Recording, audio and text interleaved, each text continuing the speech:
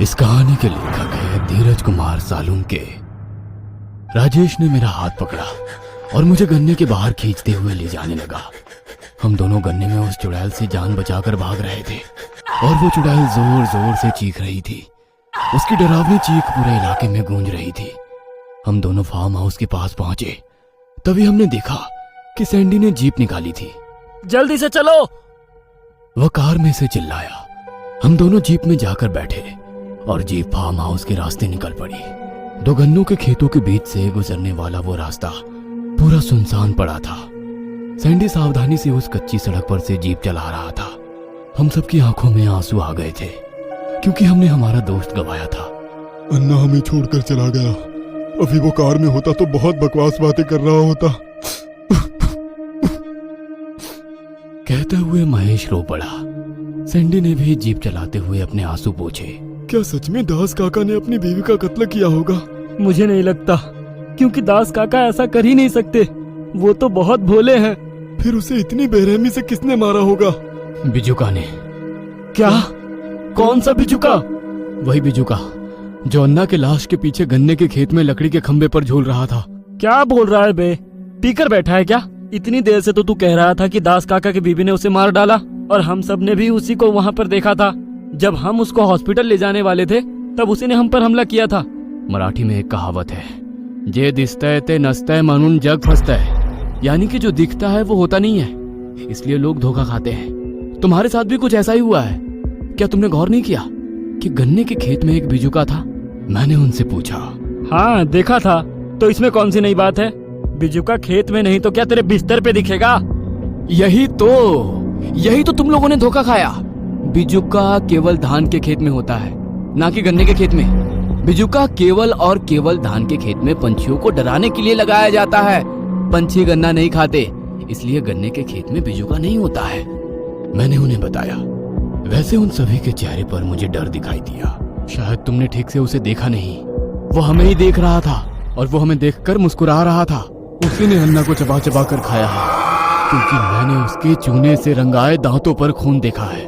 अन्ना के शरीर पर का मांस उसने खाया था, इसलिए उसके शरीर की हड्डियां खुली पड़ी हुई थी। ठीक वैसे ही दास काका की बीवी के लाश के साथ हुआ था।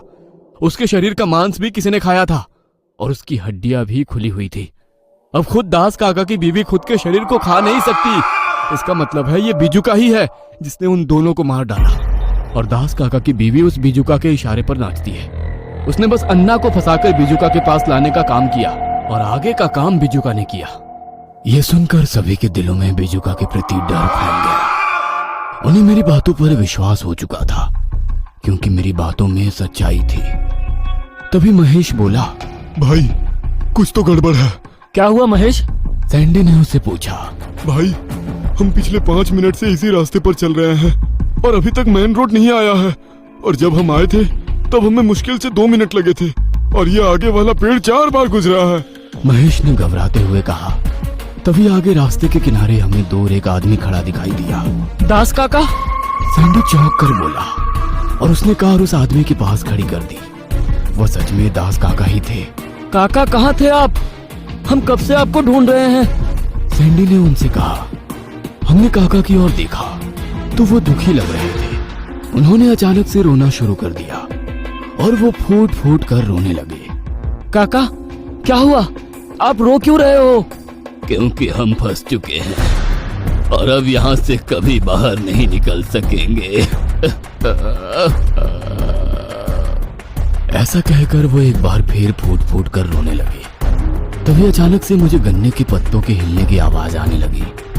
कोई चीज गन्ने के खेत से हमारी तरफ आ रही थी। मैंने जीप में खड़े होकर देखा तो मेरे रोंगटे खड़े हो गए, क्योंकि वो बिजुका था जो गन्ने के खेत में मुंह फाड़कर हमारी ओर बढ़ रहा था। सैंडी जल्दी गाड़ी घुमा, दाईं ओर से बिजुका आ रहा है। मैंने चिल्लाकर सैंडी से कहा। सैंडी ने दास काका को गाड़ी में बैठने के लिए कहा। काका जीप में बैठ गए। सैंडी ने जल्दी से गाड़ी फार्म हाउस की ओर घुमाई, लेकिन तब तक बिजुका बहुत पास आ गया था। सैंडी ने गियर डाला, तभी उस खूनी बिजुका ने अपना जबड़ा खोला और जबड़े में महेश का सिर लिया। तभी सैंडी ने रेस बढ़ाई। जीप आगे बढ़ी, लेकिन महेश का सर उसके धड़ से अलग होकर बिजुका के मुंह में चला गया। सीट पर बस उसका बिना सर वाला धड़ ही रहा था, जिससे खून की पिचकारियां निकल रही थी। ये देख राजेश अपनी चीख नहीं रोक पाया, क्योंकि महेश उसका जुड़वा भाई था। हम सभी सदमे में पहुंच गए। सैंडी ने कार की रफ्तार बढ़ाई। मैंने मुड़कर बिजुका की तरफ देखा तो वो महेश का सर चबा रहा था। कुछ 1-2 मिनट में हम फार्म हाउस पर पहुंच गए। हम लोग जीप से उतरकर फार्म हाउस के अंदर चले गए, लेकिन राजेश था कि बस महेश के कटे शरीर को देखकर रो रहा था। वो उसे छोड़कर फार्म हाउस के अंदर जाने के लिए मना कर रहा था, लेकिन मैं उसे खींचते हुए अंदर ले गया। हमने फार्म हाउस के सभी खिड़की और दरवाजे बंद कर लिए और खुद को एक कमरे के अंदर बंद कर लिया। राजेश अपने भाई के मौत के गम में रो रहा था। हमारी आंखें भी नम हो गई थी, क्योंकि हमारा दूसरा दोस्त भी उस दरिंदे बिजुका का शिकार हो गया था।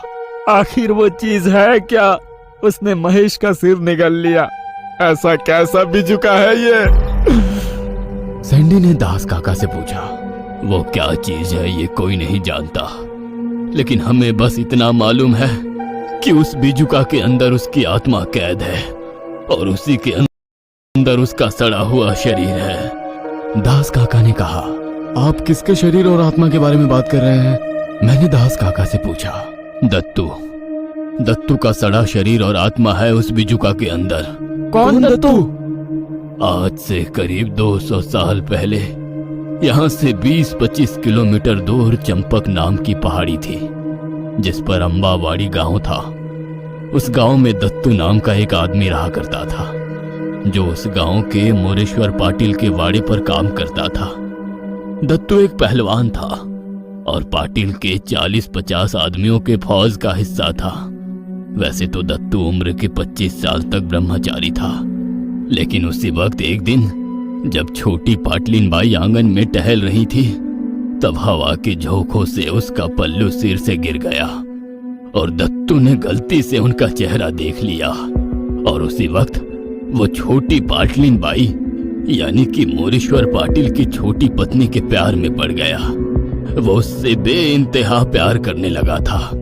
वो हमेशा उन्हें पल्लू में देखता था, लेकिन उसकी मन की आंखें उनका चेहरा नहीं भूली थी। एक बरसात की रात जब दत्तू वाड़े पर पहरा दे रहा था, तब दत्तू ने छोटी पाटलिन बाई का रास्ता रोका और उन्हें अपने दिल की बात बता दी। लेकिन छोटी पाटलिन बाई ने उसे बताया कि वो एक शादीशुदा औरत है और वो वहां से चली गई। उन्होंने ये बात पाटिल से नहीं कही, इसीलिए दत्तू को लगा कि शायद छोटी पाटलिन बाई भी उससे प्यार करती है, लेकिन पाटिल के डर की वजह से वो चुप है और इसीलिए ये बात उन्होंने पाटिल से नहीं कही है। इसीलिए एक रात फिर उसने छोटी पाटलिन बाई का रास्ता रोका। जब पाटलिन बाई ने उन्हें रास्ता छोड़ने के लिए कहा, तो दत्तू ने उनका हाथ पकड़ा। बस तभी पाटिल ने उसे देख लिया और चाबुक से उसकी चमड़ी उधेड़ दी। पाटिल उसे कुल्हाड़ी से 2 टुकड़ों में काटने वाला था कि तभी उनकी आई ने उन्हें रोका और कहा, सावन महीने का सोमवार है, इस दिन इसे मारने से महादेव नाराज हो सकते हैं। लेकिन पाटिल का छोटा भाई विनायक पाटिल, वो उनकी माँ की बात मानने को तैयार नहीं था। वो उसी वक्त दत्तू को मौत के घाट उतारना चाहता था, लेकिन मोरेश्वर पाटिल ने अपने आदमियों को दत्तू को घोड़ों के तबेले में बांधने के लिए कहा, क्योंकि उसके दूसरे दिन वह खुद अपने हाथों से उसके टुकड़े करना चाहता था। लेकिन उस रात जैसे तैसे दत्तू उस तबेले से भागा और चंपक पहाड़ी की तरफ कभी नहीं आया। लेकिन एक दिन जब छोटी पाटलिन बाई अपने दासियों के साथ महादेव के मंदिर से वापस आ रही थी, तब दत्तू ने बड़ी बेरहमी से पाटलिन बाई के 2 आदमियों को और 2 अंगरक्षकों को मार डाला और फिर छोटी पाटलिन बाई को भगा कर ले गया और उनके साथ जबरदस्ती की। और जब उसका मन भरा, तब उसने उनका बेरहमी से कत्ल कर दिया। 4 दिनों बाद छोटी पाटलिन बाई की लाश नाले में मिली। मोरेश्वर पाटिल दत्तू से बहुत क्रोधित हो गया और उसने दत्तू पर इनाम लगाया कि जो कोई भी दत्तू को जिंदा पकड़कर उनके सामने लाएगा, उसे वो 100 मोहरे देगा। उसके एक बरसात की रात कुछ शिकारी दत्तू को पकड़कर पाटिल के पास ले आए। लेकिन जैसे ही पाटिल ने दत्तू को मारने के लिए कुल्हाड़ी उठाई, दत्तू गिड़गिड़ाने लगा। मालिक, मैंने सच में कुछ नहीं किया है। मैंने छोटी मालकिन के साथ कुछ बुरा नहीं किया है। मैं उनसे सच्चा प्यार करता था। मैं उनके साथ बुरा करके उन्हें क्यों मार डालूंगा? हाँ? लेकिन पाटिल बदले की आग में झुलस रहा था। पाटिल ने कुल्हाड़ी हवा में उठाई, तभी पाटिल की आई ने उसे एक बार फिर रोका। मोरेश्वर, अभी रात का समय इसकी हत्या के लिए शुभ नहीं है। अगर आप इसे आज की रात मारते हो तो इसकी आत्मा को शांति नहीं मिलेगी और इसकी आत्मा बदला लेने के लिए जरूर वापस आएगी। मालिक, अगर आपने मुझे बिना कारण के मार डाला तो मेरा वादा है, मैं बदला लेने के लिए जरूर आऊंगा। आपके हर एक जन्म में आपका पीछा करूंगा, आपके चाहने वाले लोगों का और आपके वंश को खत्म करूंगा। दत्तू चिल्लाकर बोला। मोरेश्वर पाटिल अपने गुस्से को रोक ना सके और उन्होंने कुल्हाड़ी से एक ही वार में दत्तू का सिर धड़ से अलग कर दिया। दत्तू की उसी जगह पर मौत हो गई। पाटिल की आई जानती थी कि जिस वक्त दत्तू की मौत हुई है वो पाटिल खानदान के लिए मुश्किल पैदा कर सकती है। ऊपर से दत्तू ने मरने से पहले कसम खाई थी कि वो वापस आएगा और उसे और उसके परिवार को मौत के घाट उतारेगा। इसीलिए पाटिल की आई ने भट्ट जी को बुलाया। भट्ट जी भी जान गए कि दत्तू की आत्मा प्रतिशोध लेने के लिए और अपनी कसम पूरी करने के लिए जरूर लौटेगी। इसीलिए उन्होंने एक उपाय बताया। हमें दत्तू की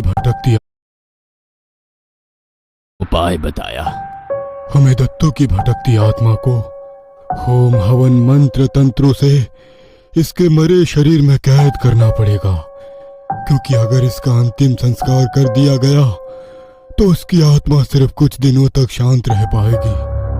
मंत्र तंत्रों से बांधने के बाद हमें इसका शरीर किसी महफूज जगह पर रखना पड़ेगा। अगर उसके साथ कुछ भी छेड़छाड़ हुई तो मंत्र असर करना बंद कर देंगे और वो अपने शरीर के साथ मुक्त हो जाएगा और पाटिल खानदान के वंश को पूरी तरह मिटा देगा। भट्ट जी ने कहा। लेकिन पाटिल चाहता था कि जिस तरह से दत्तू ने पाटिल खानदान के साथ दुश्मनी की और उसके बाद उसने उसका जो हाल किया है वो सभी लोगों को पता चलना चाहिए, ताकि लोग भूल कर भी पाटिल खानदान की और उंगली भी ना कर पाए। इसीलिए उसने भट्ट जी से कहा, मैं इसके शरीर को लोगों को दिखाना चाहता हूँ। मैं लोगों को मिसाल देना चाहता हूँ कि अगर पाटिल खानदान की शान के खिलाफ उन्होंने कुछ किया तो उनका क्या हाल होगा। इसलिए मैं इसका शरीर सभी लोगों को दिखाना चाहता हूँ, और ये दिखने के लिए इसका शरीर हमारे वाड़े के सामने खड़ा होना चाहिए। क्षमा कीजिए, लेकिन अगर आपने ऐसा प्रयास किया तो इसके परिणाम अच्छे नहीं हो सकते। अगर इसके मृत शरीर से कुछ छेड़खानी हुई तो उसकी आत्मा मृत शरीर से बाहर निकल सकती है। जितना कहा है बस उतना ही करिए भट्ट जी, अपना दिमाग ना लगाए तो बेहतर होगा। मोरेश्वर पाटिल भट्ट जी पर चिल्लाते हुए बोले। ठीक है, हम इसके पर कपड़े लपेटकर इसको बाहर से बिजुका की तरह डरावना बना सकते हैं, जिससे डरकर इसके पास ना मानव और ना कोई जीव जंतु जाएगा, और उसके बाद हम मंत्रों के धागे उस पर बांध देंगे। भट्ट जी ने कहा। और इसके बाद 4 दिनों तक पूजा चली और मंत्र तंत्रों से दत्तू की आत्मा उसके मरे शरीर में बंद कर दी गई, और उसके बाद उसका मृत शरीर सड़े ना, इसके लिए उसके शरीर पर काफी प्रक्रिया की गई। उसे कई दुर्लभ कपड़ों में लपेटा गया, एक पत्थर का घड़ा उसके सर पर लगाया गया, उसे कुर्ता और धोती पहनाई गई और उसे एक डरावने बिजुका में तब्दील करवा दिया गया, और फिर वो बिजुका पाटिल के वाड़े के सामने खड़ा कर दिया गया, जिसके सामने उसकी सुरक्षा के लिए पाटिल ने 2 आदमियों को खड़ा पहरा करवा दिया। छोटी पाल्टिन बाई का नाम अंबिका था, जिनके याद में ही मोरेश्वर पाटिल ने उस गांव का नाम अंबावाड़ी रख दिया। दत्तू कैसे हुआ रिहा उन तंत्र मंत्रों से? क्यों 200 सालों तक वो पाटिल खानदान का कुछ नहीं बिगाड़ पाया? क्या उस खूनी बिजुका का अंत हो सकता है? और क्या मैं ही उस खूनी बिजुका का अंत हूँ? इन सभी प्रश्नों के उत्तर जानने के लिए हमारे साथ बने रहिए।